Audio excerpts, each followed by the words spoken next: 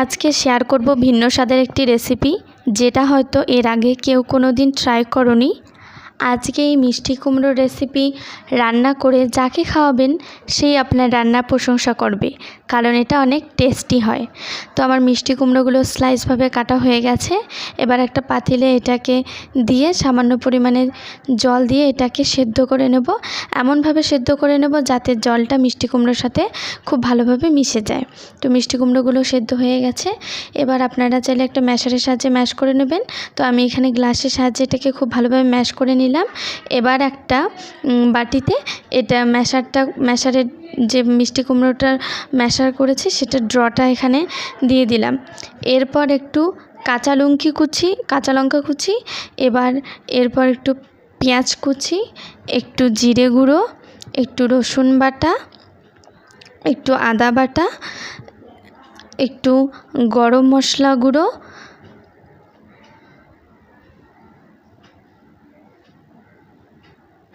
একটু হলুদ গুঁড়ো, একটু লবণ গুঁড়ো,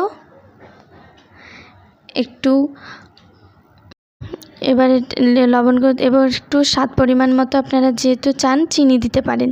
তো এবার একটু চালের গুঁড়ো দিয়ে এটাকে খুব ভালোভাবে হাতের সাহায্যে এটাকে মিক্সড করতে হবে, যাতে যে মশলাগুলো দেওয়া হয়েছে সেই মশলাগুলো এখানে খুব ভালোভাবে মিক্সড হয়ে যাবে।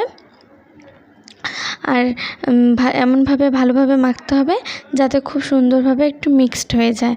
তো যেহেতু প্রথমে লঙ্কার গুঁড়ো দেওয়া হয়নি, সেহেতু মাখার পরে একটু লঙ্কা গুঁড়ো আর একটু লেবুর রস দিয়ে এটাকে আবারও খুব ভালোভাবে মেখে নেব।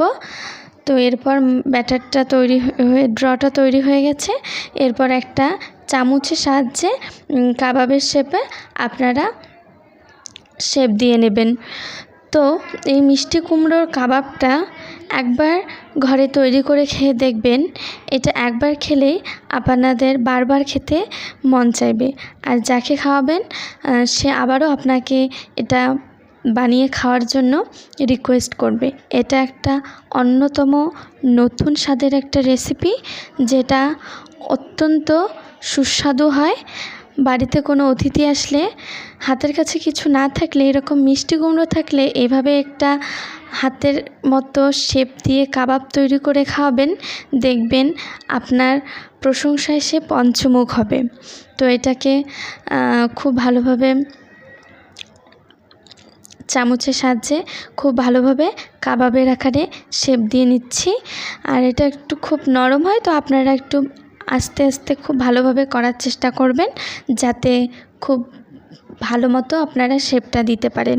তো এরপর একটা চুলায় প্যান বসিয়ে দিয়েছি, সেখানে একটা খুব ভালোভাবে একটা করে দিয়ে এটা ভেজে নেবেন। একটু ভাজা হয়ে গেলে একটু উল্টানোর জন্য একটা চামচের ব্যবহার করবেন। চামচ দিয়ে এগুলোর এক পাশ ভালোভাবে হয়ে গেলে আর একটা পাশ উল্টে দেবেন। তো দেখতে পাচ্ছেন এই মিষ্টি কুমড়োর একঘেয়ে রেসিপি না খেয়ে মাঝে মাঝে স্বাদ বদলাতে এইভাবে বানিয়ে খাবেন, দেখবেন খুব ভালো লাগবে। আর রেসিপিটা কেমন হয়েছে অবশ্যই লাইক, কমেন্ট, শেয়ার করবেন।